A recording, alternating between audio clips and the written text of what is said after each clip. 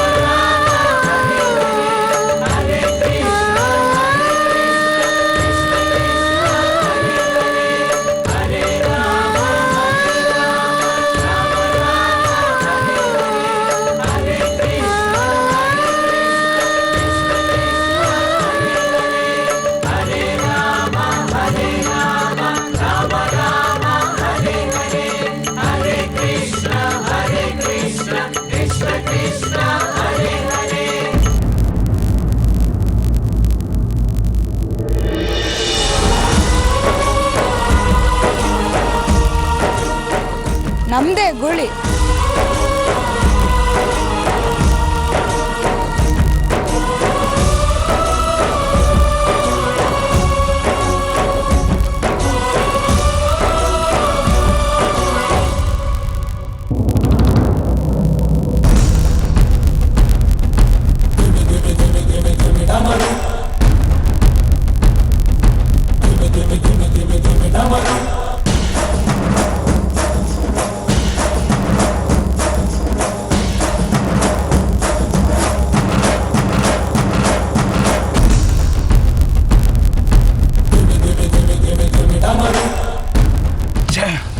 ರಾಧಿಕಾ ತಪ್ಪಿಸ್ಕೊಂಡ್ಬಿಟ್ಲು.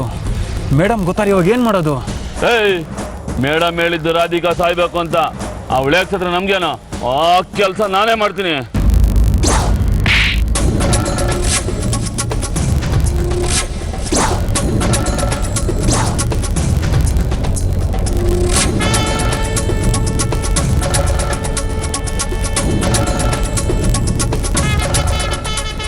ನಾಲಾಯಕ್ಕಳ ತುಂಬ ಕೊಚ್ಕೋತಿದ್ರಲ್ಲ, ಏನಾಯ್ತು? ನೀವು ಹೋಗಿ ಆ ರಾಧಿಕನ್ ಕೊಲೆ ಮಾಡಿ ಪೊಲೀಸವ್ರು ಬಂದು ನನ್ನ ಅರೆಸ್ಟ್ ಮಾಡ್ಕೊಂಡು ಹೋಗ್ಲಿ.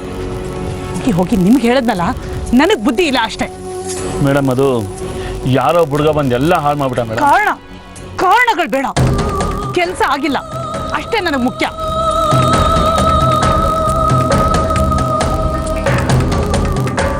ಇನ್ನೊಂದು ಕೆಲಸ ಇದೆ, ಹೇಳ್ತೀನಿ, ಮಾಡ್ತೀರಾ? ಹೇಳಿ ಮೇಡಮ್, ಖಂಡಿತ ಮಾಡ್ತೀನಿ.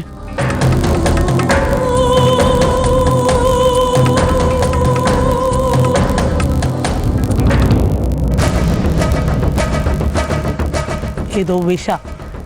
ಇದನ್ನ ಹೇಗಾದ್ರೂ ಮಾಡಿ ದೇವಸ್ಥಾನದ ಪ್ರಸಾದದಲ್ಲಿ ಬೆರೆಸ್ಬೇಕು.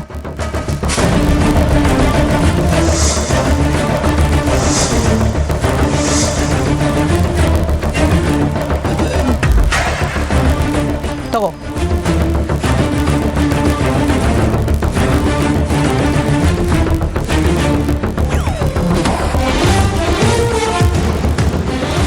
ರಾಧಿಕಾ ಆ ಪ್ರಸಾದನ ತಿಂದು ಸಾಯ್ಬೇಕು. ಆಗ್ಲೂ ನಮ್ಮ ಬಗ್ಗೆ ಯಾರಿಗೂ ಅನುಮಾನ ಬರೋದಿಲ್ಲ. ಮೇಡಮ್, ದೇವಸ್ಥಾನದ ಪ್ರಸಾದನ ಮನೆಯವರೆಲ್ಲ ತಿನ್ಬಿಟ್ರೆ? ಅದಕ್ಕೆ ನಿಮಗೆ ಕೈ ತುಂಬ ಹಣ ಕೊಡ್ತಿರೋದು. ಈ ವಿಷಾನ ರಾಧಿಕಾ ತಿನ್ನೋ ಪ್ರಸಾದದಲ್ಲಿ ಮಾತ್ರ ಹಾಕಿ. ಸರಿ ಮೇಡಮ್, ಹಾಗೆ ಮಾಡ್ತೀನಿ. ಈ ಕೆಲಸದಲ್ಲೂ ಏನಾದರೂ ನೀವು ನಾಲಾಯಕ್ ಅನ್ನಿಸ್ಕೊಂಡ್ರೆ ಮತ್ತೆ ನಿಮ್ಮಿಬ್ಬರಿಗೂ ನಾನು ಯಾವ ಕೆಲಸನೂ ಕೊಡೋದಿಲ್ಲ, ನೆನ್ಪಿರ್ಲಿ. ಮೇಡಮ್, ಈ ಸಲ ಕೆಲಸ ಮಾಡೇ ಮಾಡ್ತೀವಿ. ನಿಮ್ಮ ನಂಬಿಕೆನ ಉಳಿಸ್ಕೊಂತೀವಿ. ಹೊರಡಿ. ಏಯ್, ಬರ.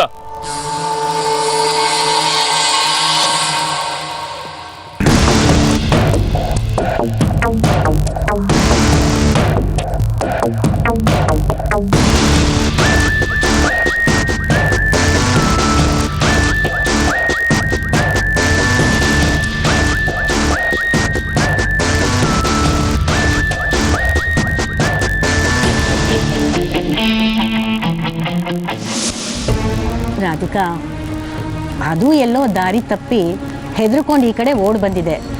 ನೀನು ಅದಕ್ಕೆ ಯಾಕೆ ಅಷ್ಟೊಂದು ಹೆದರ್ಕೊಂಡಿದೀಯ ಪುಟ? ಅಜ್ಜಿ, ಆ ಗೂಳಿನ ಯಾರೋ ಬೇಕು ಅಂತಲೇ ಅದಕ್ಕೆ ಮೇಲೆ ಬಿಟ್ಟಿರೋದು. ರಾಜು, ಸುಮ್ಮನಿರೋ. ನೀನು ಇಲ್ದಿರೋದನ್ನೆಲ್ಲ ಕಲ್ಪನೆ ಮಾಡಿಕೊಂಡು ಅವಳು ಹೆದರಿಸ್ಬೇಡ. ರಾಧಿಕಾ, ಅವನೇನೋ ಹೇಳ್ತಾನೆ ಅಂತ ನೀನೇನು ಯೋಚನೆ ಮಾಡಬೇಡ. ಬಾ, ಪೂಜೆಗೆ ಹೊತ್ತಾಯ್ತು, ಹೋಗೋಣ.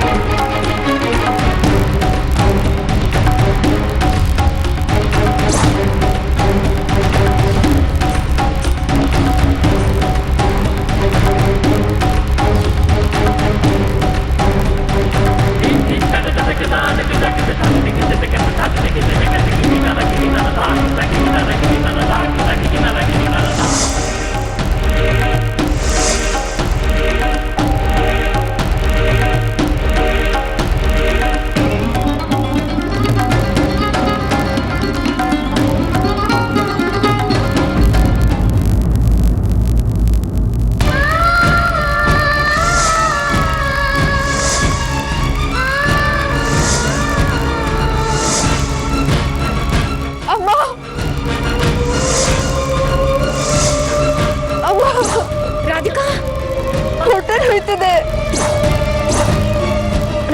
ಹೊಟ್ಟೆ ನೋಯ್ತಿದೆ. ಏನಾಯ್ತಮ್ಮ? ಅಮ್ಮ, ಹೊಟ್ಟೆ ನೋಯ್ತಿದೆ. ರಾಧಿಕಾ, ಅಮ್ಮ, ಏನಮ್ಮ ಆಯ್ತು? ಅಮ್ಮ, ಹೊಟ್ಟೆ ನೋಯ್ತಿದೆ. ಏನಮ್ಮ ಆಯ್ತು?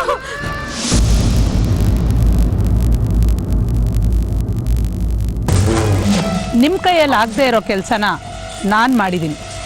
ಆದರೂ ನಿಮಗೆ ಪೂರ್ತಿ ಹಣ ಕೊಡ್ತಿದ್ದೀನಿ. ಯಾಕೆ ಗೊತ್ತಾ? ಇವತ್ತು ಆ ರಾಧಿಕಾ ಪ್ರಾಣ ಹೋಗುತ್ತೆ. ಇದಕ್ಕೋಸ್ಕರ ನಾನು ಎಷ್ಟೋ ರಾತ್ರಿ ನನ್ನ ನಿದ್ದೆ ಮರ್ತಿದ್ದೀನಿ. ಹೊರಡಿ, ನಿಮ್ಮ ಸಹಾಯ ಬೇಕಾದಾಗ ನಾನು ಹೇಳಿ ಕಳಿಸ್ತೀನಿ. ಸರಿ ಮೇಡಮ್, ಬರ್ತೀವಿ. ಬರ.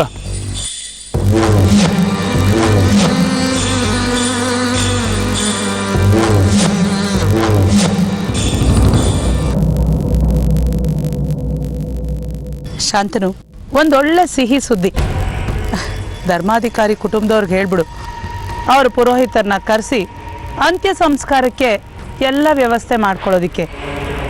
ಇನ್ನು ರಾಧಿಕಾ ಉಳಿಯೋದಿಲ್ಲ. ಒಂದು ವೇಳೆ ಅವಳು ಉಳಿದ್ರೆ ನಾನು ಉಳಿಯೋದಿಲ್ಲ. ಸರಿ.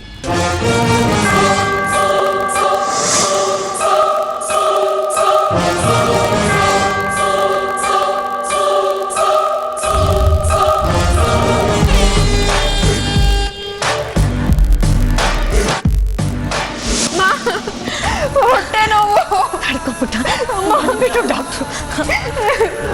ಏನಾಯ್ತು? ಡಾಕ್ಟ್ರೇ, ಏನಾಯ್ತು ಅಂತ ಗೊತ್ತಿಲ್ಲ. ತುಂಬಾ ಹೊಟ್ಟೆ ನೋವು ಅಂತ ಒದ್ದಾಡ್ತಾ ನಡಿಯಪ್ಪ. ಇದ್ದಾಳೆ. ಹೊಟ್ಟೆ ನೋವು. ಅಮ್ಮ,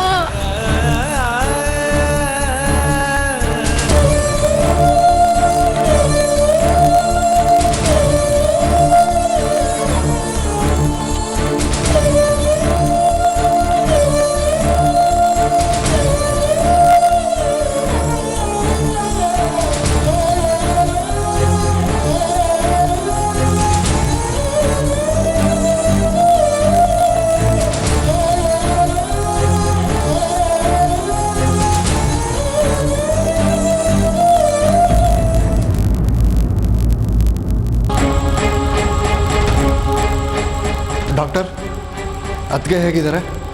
ಮೇಲ್ನೋಟಿಗೆ ಹೆರಿಗೆ ನೋವು ಥರ ಕಾಣಿಸ್ತಾ ಇಲ್ಲ. ಪೇಷಂಟ್ಗೆ ಎಷ್ಟು ತಿಂಗಳು? ಒಂದು 7.5 ತಿಂಗಳು. ನನ್ನ ಅನುಮಾನ ನಿಜ ಆಯಿತು. ಡಾಕ್ಟ್ರೇ, ಏನಾಯ್ತು? ಏನಿಲ್ಲ, ನೀವು ಕೌಂಟ್ರ್ನಲ್ಲಿ ಅಮೌಂಟ್ ಕಟ್ಟಿ. I will take care of the patient.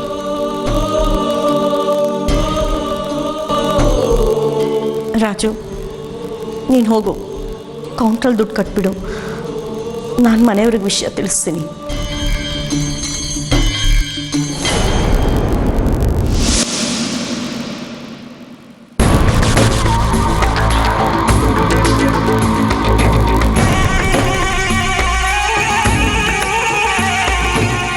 ಒಂದು ನಿಮಿಷ.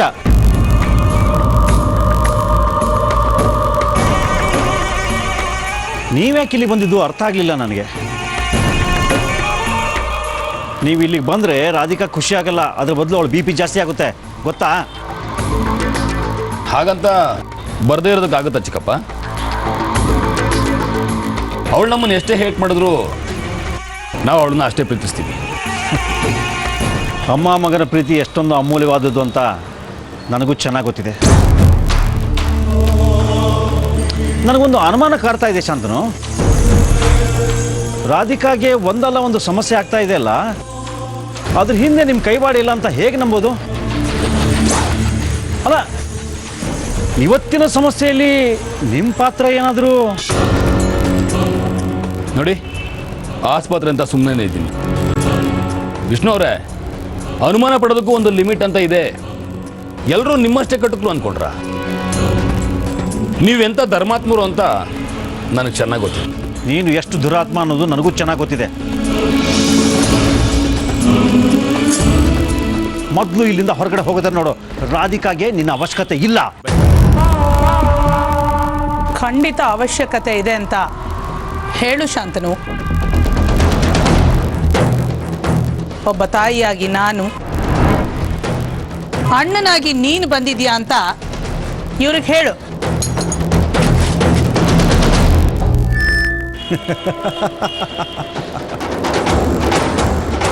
ಚೆನ್ನಾಗಿದೆ, ತುಂಬ ಚೆನ್ನಾಗಿದೆ. ನಿಮ್ಮಿಬ್ಬರ ಬಾಯಲ್ಲಿ ಇಂಥ ದೊಡ್ಡ ದೊಡ್ಡ ಮಾತುಗಳನ್ನು ಕೇಳೋದಕ್ಕೆ ನನಗಂತೂ ತುಂಬ ಖುಷಿ ಆಗುತ್ತೆ.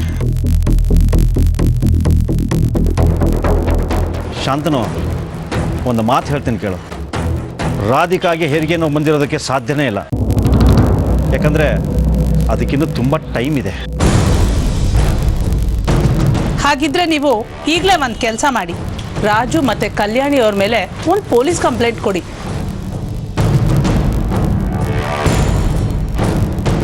ಬಂದು ಅವ್ರನ್ನ ಅರೆಸ್ಟ್ ಮಾಡ್ಕೊಂಡು ಹೋಗ್ಲಿ. ಯಾಕಂದ್ರೆ ರಾಧಿಕನ್ನ ಬಲವಂತವಾಗಿ ದೇವಸ್ಥಾನಕ್ಕೆ ಕರ್ಕೊಂಡು ಹೋಗಿದ್ದು ಅವರೇ ತಾನೇ. ಹೋಗಿ ಕಂಪ್ಲೇಂಟ್ ಕೊಡಿ. ಅಮ್ಮ, ಇವ್ರ ಜೊತೆ ಏನು ಮಾತು? ನಡೀರಿ, ಅಲ್ಲಿ ರಾಧಿಕಾಗೆ ಏನಾದ್ರು ತೊಂದರೆ.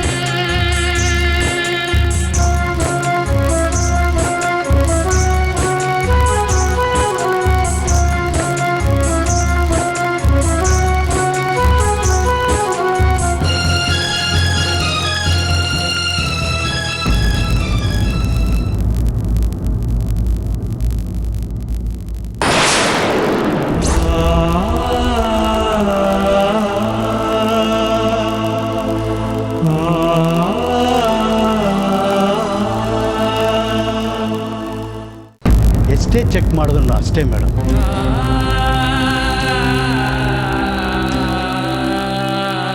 ಅವ್ರ ಬಾಡಿನಲ್ಲಿ ತುಂಬ ಪವರ್ಫುಲ್ ಪಾಯ್ಸನ್ ಸೇರಿಕೊಂಡಿದೆ.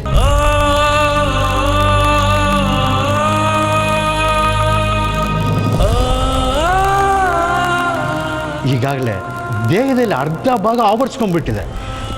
I am helpless.